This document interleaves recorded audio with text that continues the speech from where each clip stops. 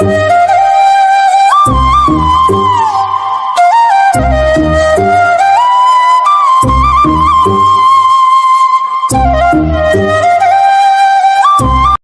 রতনদা, শুনেছিস সন্ধ্যা তো হয়ে এলো, চল বাড়ি যাই। এই বাগানে নাকি ইদানিং লালিভূত দেখা যাচ্ছে। আরে রাখ তোর লালিভূত, এই যুগে আবার ভূত আছে নাকি? ওসব দাদি নানিদের গাল গল্প ছাড়া কিছুই নয়। না রে দিদি, গাল গল্প না, আমিও শুনেছি দিদিমার কাছে। পরশুদিন রহিম কাকা দেখেছে একটা লাল রঙের ছায়া নাকি এই বাগানের মগডালে বসে পা দোলাচ্ছিল আর গান গাচ্ছিল। ওর চোখ নাকি আগুনের মতো লাল। তাই নাকি? দিদিমা বলেছিল তোকে? হ্যাঁ, দিদিমা বলেছিল। আরে আরে, তোরা তো কী সব করছিস? ভূত টুত এসব কিছুই নেই, শুধু শুধু ভয় পাচ্ছিস। আরে না, ঠিক বলেছে দিদিমা, যেহেতু বলেছে তাহলে ঠিকই বলেছে। চল চল তাহলে আমরা যাই। ওরে মা, আমি গেলাম রে। তারপর রতনদা ও মিষ্টি পুষ্টি দুই বোনই ভূতের ভয়ে চলে গেল বাগান থেকে। সমস্ত আম পড়ে আছে। আজকে তো কারো ঘাড় মটকাতে পারলুম না। আজকে কি একটাও আম চোর এলো না এই লালিভূতের কাছে? যা, একটা গান ধরি। কি গান গাইবো?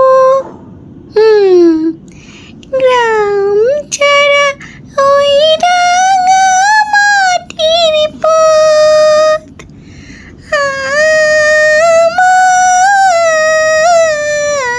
মন ভোলায় রে।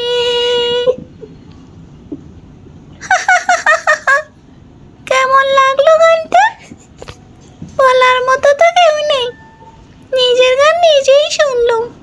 যাই হোক, দেখি আজ কেউ আম চুরি করতে আসে কিনা এই লালিভূতের বাড়ি, লালিভূতের আমের বাড়ি।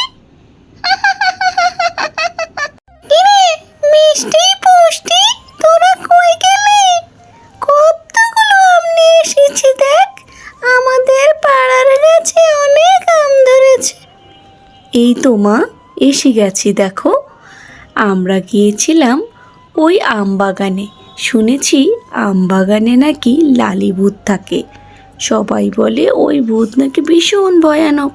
এটা কোনো কথা মা? ভূত আবার হয় নাকি?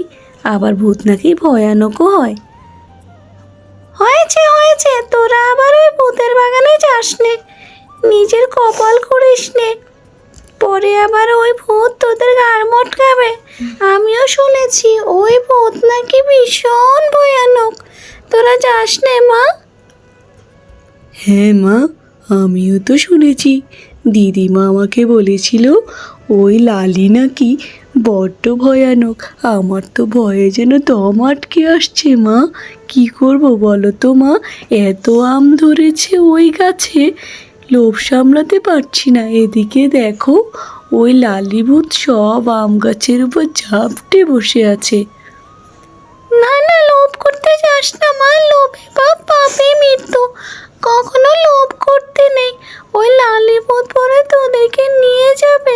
মিষ্টি দিদি, মিষ্টি দিদি, আমার না বড্ড ভয় করছে। কেন? আসলে আমরা যে ওই লালিভূতের কথা বলেছিলাম না, আজ রাতে কি করে ঘুমাবো বলতো? সারাদিন এই লালিভূত লালিভূত মাথায় ঘুরছে। এরকম হলে ভোরবেলা যে আম কুড়োতে যাব, কি করে যাব বলতো? যদি সত্যি সত্যি লালিভূতটা চলে আসে তাহলে কি হবে বলতো? আরে ভয় পাস না তো, আমি আছি তো। আমি আছি না, তোর দিদি আছে তো।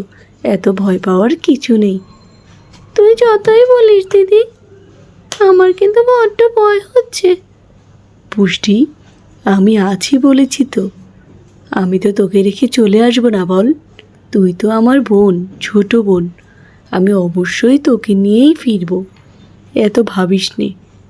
ওই রতন চাচাও আসবে আম কুড়োতে।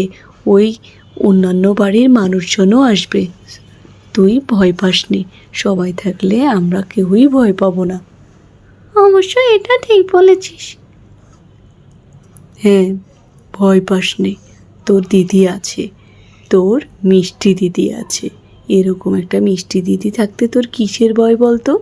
ওই লালিভূত যতই যাই করুক কিচ্ছু করতে পারবে না। আর আমার তো মনে হয় লালিভূত বলে কিছুই নেই। দিদিমা আমাদের সাথে এমনিতে মজা করে গল্প করেছে।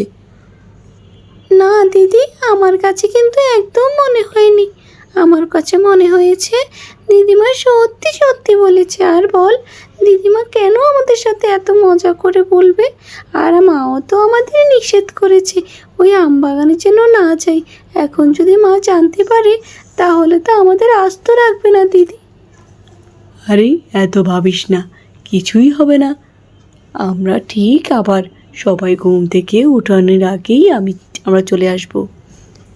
আচ্ছা ঠিক আছে দিদি, তুই যেভাবে ভালো বুঝিস সেভাবেই করবি, কিন্তু আমাকে একা রেখে কিন্তু আসবি না। আচ্ছা, মানুষের গন্ধ পাচ্ছি মনে হচ্ছে। একটু নিচে নেমে দেখি কোনো মানুষ এলো নাকি। মানুষের গন্ধ ভীষণ পাচ্ছি। আহা, কতদিন মানুষ খাইনি, মানুষের ঘাড় মটকাইনি। আসলেই কি এসেছে? বাবা বাবা বাবা, মেঘ না চাইতে চল। কিরে, তোরা আমার এই আমবাগানে কি করছিস এই ভোরবেলা? তুমি সত্যিই আছো লালিভূত? তোমার কথা তো আমরা অনেক শুনেছি। তা আমরা ভেবেছিলাম সবাই আমাদের মজা করে বলেছে। আমাদের এবারের মতো ক্ষমা করো লালিভূত। হ্যাঁ, আমাদের এবারের মতো ক্ষমা করো লালিভূত। না না না না না, অনেক দিন পর তোদের পেয়েছি। আমি এরকম ছোট ছোট কচি মানুষ আর খাইনি। বহুদিন হয়েছে ঘাড় মটকাইনি মানুষের। আজ তোরা এখান থেকে কিছুতেই যেতে পারবি না। তুমি এমন করো না লালিভূত, আমি তোমাকে তোমার সবচেয়ে পছন্দের খাবার এনে দেব। তাই নাকি? তা বল, আমায় কি এনে দিবি? তুমি বলো তুমি কি খেতে চাও? আমাকে পায়েস এনে দিবি? আমি তোমাকে আমাদের গাছের সব থেকে মজার যে আম দুটি আছে সেই আম দুটি তোমাকে দিয়ে যাব লালিভূত। ঠিক আছে, তাহলে বলো কখন আসবে? এই কিছুক্ষণ পরেই চলে আসব। তুমি আমাদেরকে এখন যেতে দাও। ঠিক আছে, দেরি করবে না কিন্তু। তাহলে তোদের বাড়ি গিয়ে তোদের ঘাড় মটকাই আসবো। তারপর লালিভূত পুষ্টি মিষ্টির সঙ্গে তাদের বাড়ি চলল। তাদের গাছে সবচেয়ে মিষ্টি পাকা আমটি খাবে বলে তাদের পিছু নিল। এই দুষ্ট লালিভূত তাদের সত্যিই কি ভালোবাসবে? তাদের কি সত্যিই কি ক্ষমা করে দিবে? দেখতে হলে অবশ্যই সাথে থাকো। যাচ্ছে পুষ্টি মিষ্টির বাড়ি। হয়তো এখানেই তাদের গল্পটা শেষ হয়ে যাবে। এখানেই পুষ্টি মিষ্টি এই লালিভূতকে উচিত শিক্ষা দেবে। কই তোদের গাছের সেরা আম? কই নিয়ে আয়, তোদের সাথে তোদের বাড়ি পর্যন্ত এলুম। ঠিক আছে, তুমি চোখ বন্ধ করো। করলুম তো। এ কি করলি রে তোরা? আমি তো আর বাঁচবো না। আমার এ কি হয়ে গেল? আমি তো চোখে কিছুই দেখতে পাচ্ছি না। এই লালিভূত, তুমি ভেবেছো তুমিই চালাক? তুমি ভেবেছো আমরা কিছুই বুঝি না? না, তাড়াতাড়ি এখান থেকে যাও। আর যদি না যাও তাহলে তোমাকে আমি এই জাদুর লাঠি দিয়ে তোমাকে সারা জীবনের জন্য তোমার খাওয়া বন্ধ করে দেব। তাড়াতাড়ি যাও এখান থেকে। ঠিক আছে, আমি এখন চলে যাচ্ছি। আমাকে কিছু করো না, আমাকে মাফ করে দাও প্লিজ, আমাকে মাফ করে দাও মিষ্টি। তাহলে তুমি যাও। জানিস পুষ্টি, এটা আমাকে দিদিমা দিয়েছে, বলেছে যদি কখনো ভূতের আবির্ভাব হয়, এই ভূত যদি আমাদের যন্ত্রণা দেয়, তখন এই কাঠি আমাদের বিশেষ উপকারে আসবে। এই কাঠি দিয়ে আমরা ভূত তাড়াতে পারবো। তাই নাকি দিদি? হ্যাঁ, এটা দিয়ে আমরা ভূত তাড়াতে পারবো, আর ভয় নেই বোন। ঠিক আছে।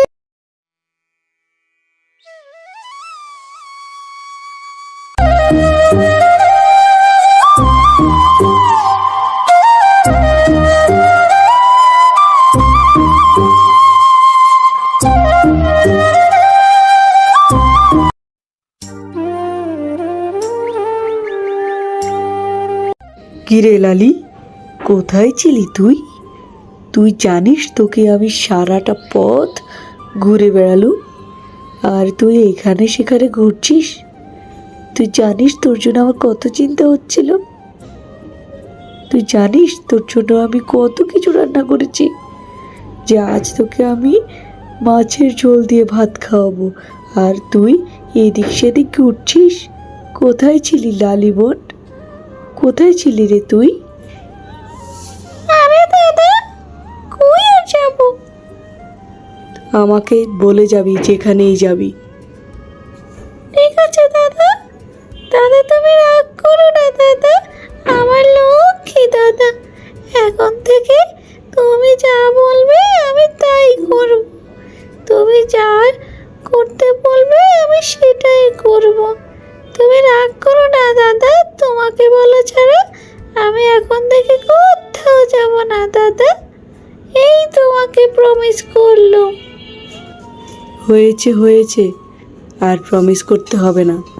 এখন বাড়ি চল দেখিনি, দুই ভাই বোন মিলে জম্মেশ খাবার দেব মাছের। তারপর কালুদা ও লালি ভূত বাড়ি চলল মাছের ঝোল খাবে বলে। দুই ভাই বোন খোশ গল্প করতে করতে বাড়ি চলল মনের আনন্দে।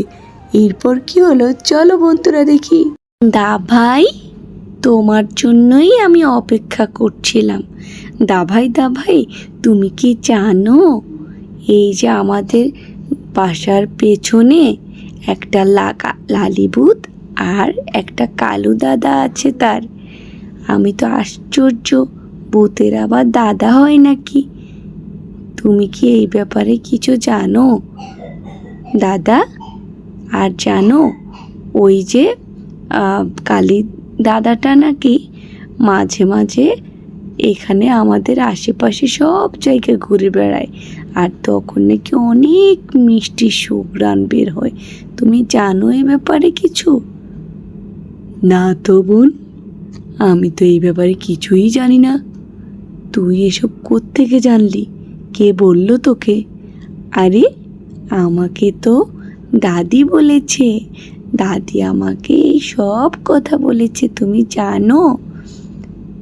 তাই দাদি বলেছে? হ্যাঁ, দাদি বলেছে। তুমি জানো দা ভাই, ওরা নাকি সুন্দর সুন্দর গানও গাইতে পারে।